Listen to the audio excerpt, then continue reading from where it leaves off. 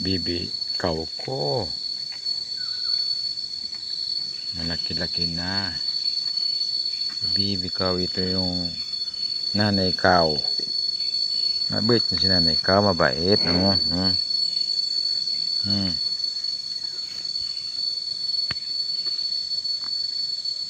Bibikaw.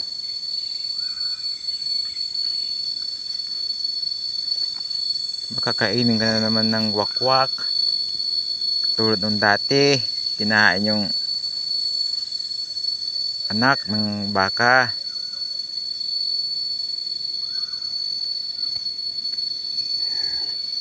Makakainin ka na naman. Kasi mga aso, yung mga aso na yung kumakain eh.